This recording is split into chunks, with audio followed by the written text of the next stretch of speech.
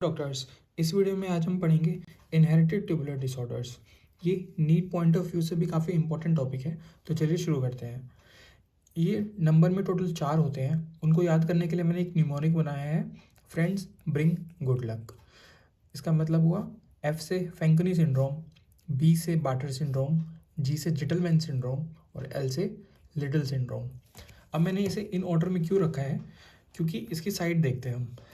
मैंने इसे अरेंज किया है प्रॉक्सिमल टू डिस्टल, यानी कि जो फैंकनी है वो हमारे पीसीटी को इन्वॉल्व करता है, barter thick ascending limb of loop of Henle को, जिटलमैन डीसीटी को और लिटिल सिंड्रोम कलेक्टिंग डक्ट को।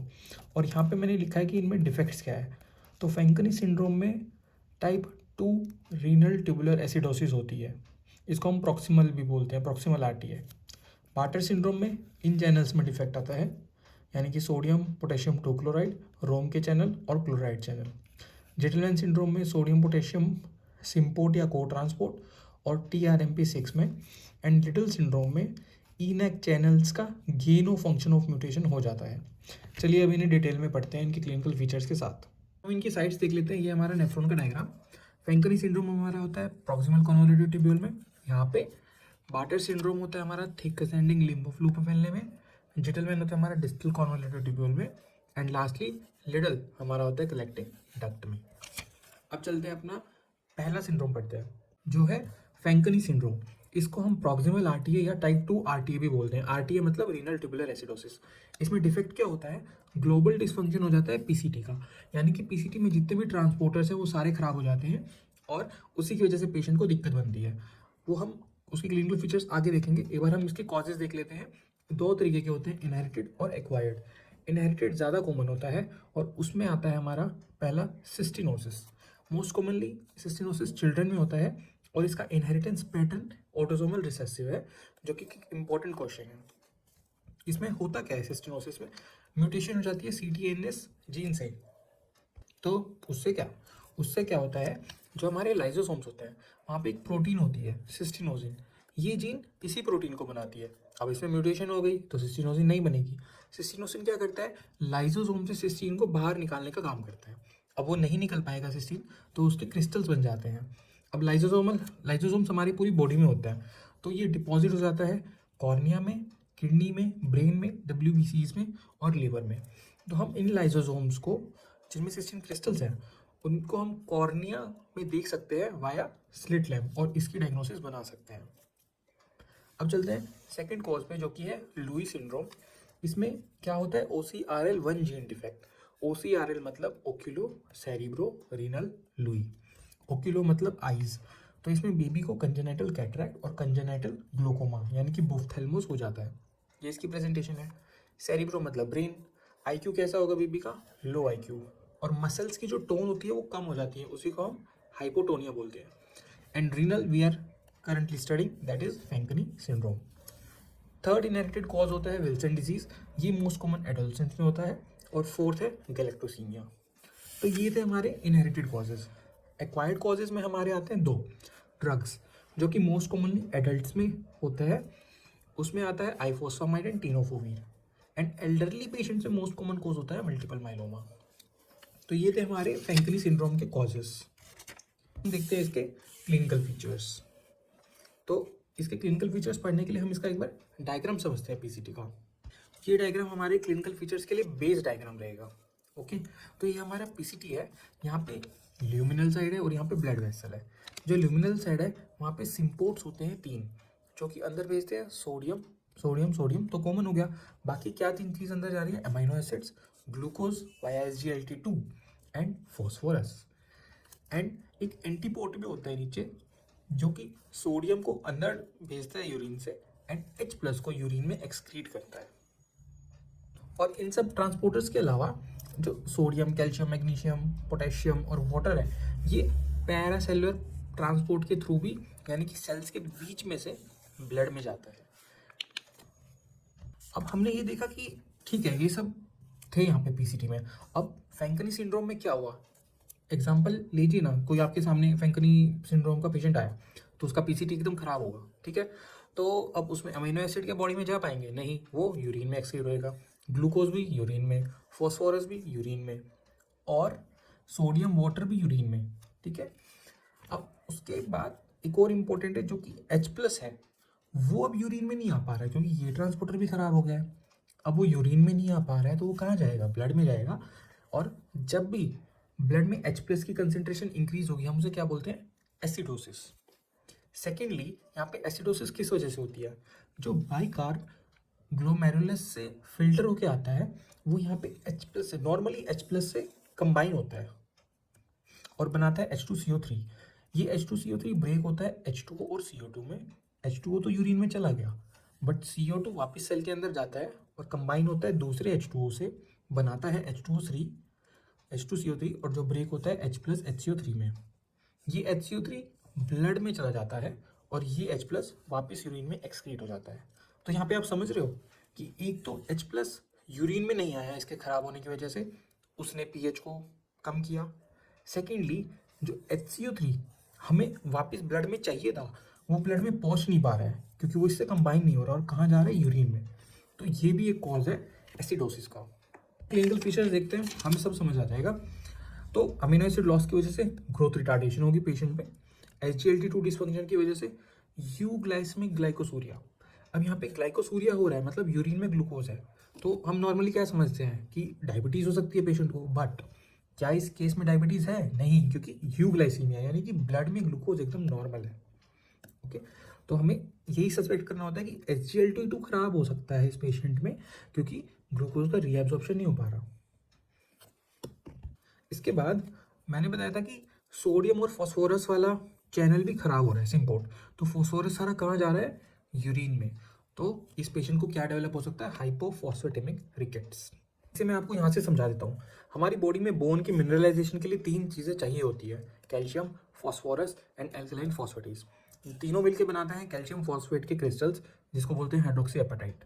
पर अगर फॉस्फेट यूरिन में लॉस हो रहा है ना, फैंकनी सिंड्रोम की वजह से, तो क्या ये क्रिस्टल बन पाएंगे, नहीं बन पाएंगे।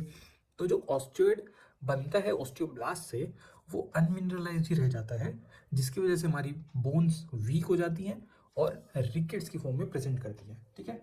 ये अगर मैं एनालॉजी दूँ आपको तो कैल्शियम और फॉस्फोरस एकदम सीमेंट और पानी जैसा है। सीमेंट को हार्ड होने के लिए पानी की ज़रूरत पड़ती है, उसी तरह बोन को हार्ड होने के लिए कैल्शियम में फास्फोरस को मिलने की ज़रूरत पड़ती है। बाकी क्लिनिकल फीचर्स जानते हैं। इस पेशेंट में नॉर्मल रीनल फंक्शन टेस्ट रहता है, इसलिए इसकी डायग्नोसिस बनानी थोड़ी टफ रहती है। ज़्यादा से ज़्यादा मिनिमल प्रोटीन यूरिया होगा और यूरिनरी पीएच इस केस में नॉर्मल रहता है। ये चीज़ मैं आपको समझाना चाहूँगा क्योंकि बहुत इंपॉर्टेंट है हमारे कॉन्सेप्ट्स के लिए। यहाँ पे आप देखेंगे तो जो कॉर्टिकल कलेक्टिंग सेल्स हैं वहाँ पे 3 सेल होते हैं, P cell, alpha and beta intercalated cell. जो हमारे लिए यहाँ पे इंपॉर्टेंट है वो है हमारा अल्फा इंटरकैलेटेड सेल। यहाँ पे H+K+ ATPase ट्रांसपोर्टर है और H+ ATPase ट्रांसपोर्टर है। ये दोनों क्या करते हैं, H+ को यूरिन में एक्सक्रीट करते हैं। तो आप समझ रहे हो यहाँ पे H+ को मेन यूरिन में भेजने का काम कौन करता है, अल्फा इंटरकैलेटेड सेल्स। इसीलिए यहाँ पे जो मेटाबॉलिक एसिडोसिस हमें दिख रही है वो इतनी सिग्निफिकेंट नहीं होती क्योंकि पीसीटी है और हमारा अल्फा इंटरकैलेटेड सेल कहाँ पे आता है, बाद में आता है कॉर्टिकल डक्ट्स में, तो वो कॉम्पनसेट कर देता है H+ को यूरिन में एक्सक्रीट करके। इसीलिए एसिडोसिस इतनी सिग्निफिकेंट नहीं है। और बात रही एनायन गैप की, तो वो नॉर्मल रहता है, क्यों, क्योंकि HCO3 तो यूरिन में लॉस हो गया, ठीक है, उसको कंपनसेट कौन कर देता है, क्लोराइड। क्लोराइड उसको कंपनसेट कैसे करता है, ब्लड में इंक्रीज होके हाइपर क्लोरीमिया कर देता है। इसीलिए एनायन गैप, ये एक इक्वेशन है, तो इससे हम देख सकते हैं कि एनायन गैप नॉर्मल रहता है। अब वहाँ पे सोडियम और वाटर भी डिप्लीट हो रहा है हमारी यूरिन में क्योंकि रीएब्जॉर्ब नहीं हो पा रहा है पीसीटी से। तो क्या होता है बॉडी में, रास एक्टिवेशन। रास एक्टिवेट होकर क्या रिलीज करता है, एल्डोस्टेरोन। और एल्डोस्टेरोन बॉडी में सोडियम को वापस खींच लेता है, उसकी जगह पे बाहर किसको फेंकता है यूरिन में, पोटेशियम को। ओके, और क्या कॉज करता है, हाइपोकैलीमिया। तो ये कॉज हुआ हाइपोकैलीमिया का यहाँ पे।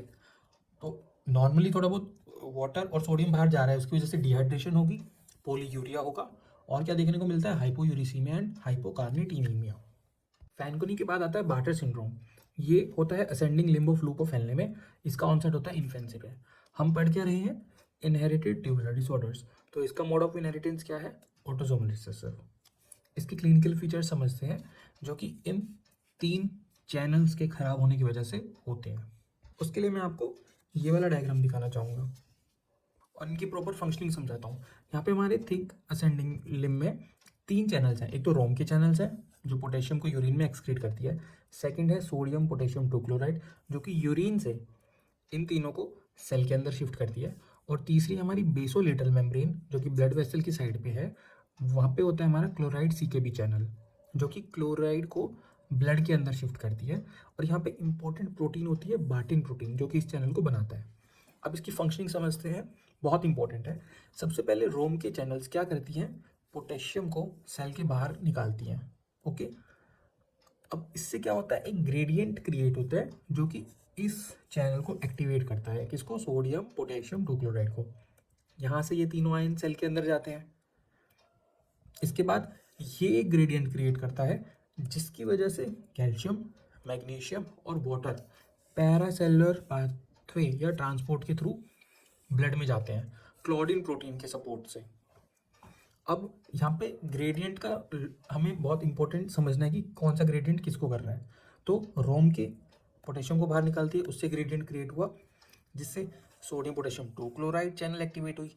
इसने ग्रेडियंट क्रिएट करा जिसकी वजह से कैल्शियम मैग्नीशियम वाटर सेल से अंदर जाता है पैरासेलुलर ट्रांसपोर्ट के थ्रू। और लास्टली जो क्लोराइड सेल के अंदर आ रहा था यहाँ से, वो बार्टिन प्रोटीन और सीएलसी के भी चैनल के थ्रू ब्लड में चल जाता है। अब ये सब खराब हो गया है, ठीक है। तो अब क्लिनिकल फीचर्स क्या होंगे वो देखते हैं। रोम के चैनल में डिफेक्ट होने की वजह से सोडियम पोटेशियम टूक्लोराइड एक्टिवेट नहीं हो पाएगी। मैंने बताया था कि ग्रेडियंट चाहिए होता है जो कि रोम के चैनल क्रिएट करती है ना। अभी सोडियम पोटेशियम टूक्लोराइड चैनल खराब हो गई है जिसकी वजह से सोडियम और वाटर डिप्लीशन होगा बॉडी में, जो कि क्या एक्टिवेट करेगा, रास को। वहाँ से एल्डोस्टेरोन आएगा और हाइपोकैलीमिया कॉज करेगा एंड मेटाबॉलिक एल्कलोसिस, क्योंकि एल्डोस्टेरोन पोटेशियम को भी बाहर निकालता है और H+ को भी बाहर निकालता है। साथ ही साथ हम देख रहे हैं कि जो क्लोराइड है ये भी यूरिन में एक्सक्रीट हो रहा है जिसकी वजह से क्या होगा, ब्लड में क्लोराइड का लेवल कम होगा, हाइपोक्लोरीमिया। और क्लोराइड चैनल, यहाँ पे एक और इंपॉर्टेंट चीज़ है जो बताना चाहूँगा, बार्टिन जीन की वजह से। मैंने आपको बताया था कि बार्टिन प्रोटीन है जो कि यहाँ पे क्लोराइड चैनल बनाती है। तो ये बार्टिन जीन पूरी बॉडी में डिफेक्टिव है और क्लोराइड चैनल्स हमारे कॉक्लिया में भी होते हैं। ओके, तो उसके डिफेक्ट की वजह से पेशेंट को हियरिंग लॉस होता है। किस तरीके का, सेंसरी न्यूरल हियरिंग लॉस, क्योंकि हियरिंग कहाँ पे इम्पेयर हो रही है, कॉक्लिया में, और कॉक्लिया ईयर के न्यूरल पार्ट का हिस्सा होता है। तो sensory neural hearing loss. Lastly हम ये देखते हैं कि सोडियम पोटेशियम टूक्लोराइड खराब हो गया, वो ग्रेडियंट किसके लिए क्रिएट कर रहा था, कैल्शियम के लिए, मैग्नीशियम के लिए। अब वो भी यूरिन में एक्सक्रीट होंगे, यानी कि हाइपर कैल्सियूरिया एंड हाइपर मैग्नीसियूरिया। कैल्सियूरिया से क्या होगा, रीनल स्टोन्स, और हाइपर मैग्नीसियूरिया की वजह से 20% पेशेंट्स में हाइपोमैग्नीसीमिया होता है। सिर्फ 20% में इसलिए हो रहा है क्योंकि मैग्नीशियम चलो यूरिन में तो एक्सक्रीट हो रहा है, बट जो हम खाना खा रहे हैं और जो मैग्नीशियम हमारे फूड से मिल रहा है वो प्रॉपरली इंटेस्टाइन से एब्जॉर्ब हो पा रहा है, इसलिए केवल 20% केसेस में हाइपोमैग्नीसीमिया होता है। लास्ट बार्टर में हम इसके टाइप्स देख लेते हैं। 5 टाइप्स का होता है barter syndrome. Type 1 most common होता है जो कि चिल्ड्रन में होता है, अगर मदर में होगा और तो प्रेगनेंसी में प्रेजेंट करेगा पॉलीहाइड्रोमनस की तरह। टाइप 2 चिल्ड्रंस में होता है। टाइप 3 को हम क्लासिकल टाइप बोलते हैं जो कि एडल्ट्स में देखने को मिलती है। टाइप 4 भी सेंसरी न्यूरल हियरिंग लॉस के साथ प्रेजेंट करती है। और जो टाइप 5 है वो ऑटोसोमल डोमिनेंट होती है। हम अभी तक देखते आ रहे हैं कि बार्टर सिंड्रोम का मोड ऑफ इनहेरिटेंस क्या है, ऑटोसोमल रिसेसिव, बट टाइप 5 है उसका ऑटोसोमल डोमिनेंट होता है। इसमें कैल्शियम सेंसिंग रिसेप्टर्स में डिफेक्ट होता है और बॉडी में हाइपोकैल्सीमिया होगा। इसी के साथ बार्टर सिंड्रोम कंप्लीट होता है। अब हम आते हैं जिटलमैन सिंड्रोम पे। इसका मोड ऑफ इनहेरिटेंस भी बार्टर जैसा होता है, ऑटोसोमल रिसेसिव, पर बार्टर का ऑनसेट था इन्फेंसी में, इसका ऑनसेट है एडल्ट्स में। बार्टर की साइड थी असेंडिंग लिम्ब ऑफ लूपोफेल्ले और इसमें होता है डिस्टल कॉन्वोल्यूटेड ट्यूब्यूल। यहाँ पे डिफेक्ट होता है सोडियम क्लोराइड सिम्पोर्ट चैनल्स में। ये है लास्ट हमारा डीसीटी के सेल्स। यहाँ पे ल्यूमन की साइड होता है हमारा सोडियम क्लोराइड सिम्पोर्ट और बेसोलैटरल मेम्ब्रेन की तरफ होती है हमारी क्लोराइड चैनल, जो कि क्लोराइड को यहाँ से ब्लड में भेजेगी और सोडियम पोटेशियम एटीपीएस पंप। तो सोडियम क्लोराइड सिम्पोर्ट के डिफेक्ट की वजह से सोडियम एंड वाटर डिप्लीशन होगा बॉडी से, ब्लड प्रेशर लो होगा, रास एक्टिवेट होगा, फिर एल्डोस्टेरोन आके माइल्ड हाइपोकैलीमिया और एल्कलोसिस कॉज करेगा। पॉलीयूरिया तो हो ही रहा था बिकॉज वाटर डिप्लीट हो रहा है बॉडी से, कहाँ से, यूरिन के थ्रू। सेकेंडली इसमें क्लोराइड भी यूरिन हो रहा है, लॉस हो रहा है यूरिन में, तो हाइपोक्लोरीमिया होगा। अब जिटलमैन सिंड्रोम में TRMP6 चैनल का भी डिफेक्ट होता है, ये हमारी जो चैनल है ये इंटेस्टाइन के इलियम पार्ट में होती है, जिसका काम होता है मैग्नीशियम का एब्जॉर्प्शन कराना।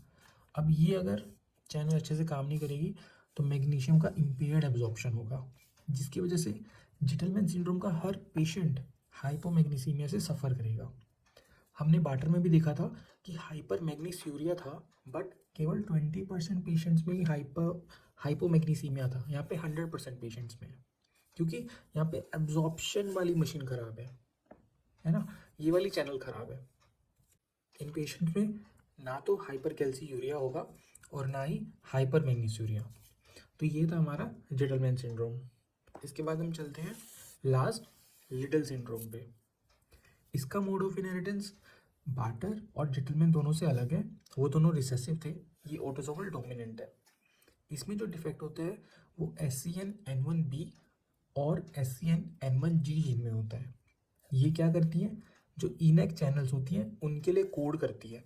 इनएक चैनल कहाँ पे होती है, कलेक्टिंग डक्ट के सेल्स में होती है। इसका फंक्शन क्या होता है इनएक का, ये यूरिन से सोडियम को सेल के अंदर और सेल से ब्लड के अंदर पुश करती है या शिफ्ट करती है। अब इसमें यानी कि लिटल में इस जीन का डिफेक्ट हो रहा है, इसकी वजह से इनएक चैनल्स का गेन ऑफ फंक्शन म्यूटेशन हो जाता है। गेन मतलब वो अपना काम जो कर रही थी उससे ज़्यादा काम करती है, ठीक है, वो भी बिना किसी स्टिमुलेशन के, ओवर एक्सप्रेशन हो गया उसका। तो ये जो हमारी इनएक चैनल है वो ज़्यादा सोडियम को अंदर पुश करेगी और उसके रिप्लेसमेंट में पोटेशियम और H+ को यूरिन में एक्सक्रीट करेगी। तो ज़्यादा सोडियम अंदर आने की वजह से क्या होगा, हाइपरटेंशन, है ना। और अब नॉर्मली इस इनएक चैनल को कौन रेगुलेट करता था, एल्डोस्टेरोन, क्योंकि जब भी बीपी फॉल करता था रास एक्टिवेट होता था और एल्डोस्टेरोन आके यहाँ पे अपना एक्शन दिखाता था। बट अभी इसका ओवर एक्सप्रेशन होने की वजह से एल्डोस्टेरोन इनहिबिटेड रहता है, उसका रिलीज नहीं होता, और अब पोटेशियम और H+ बाहर निकल रहा है बॉडी से, उसकी वजह से हाइपोकैलेमिक मेटाबॉलिक एल्कलोसिस। इसी के साथ हमारा इनहेरिटेड ट्यूबुलर डिसऑर्डर्स का टॉपिक कंप्लीट होता है। आई होप इस वीडियो से आपको कुछ क्लैरिटी मिली होगी इस टॉपिक के बारे में। Thank you so much for watching.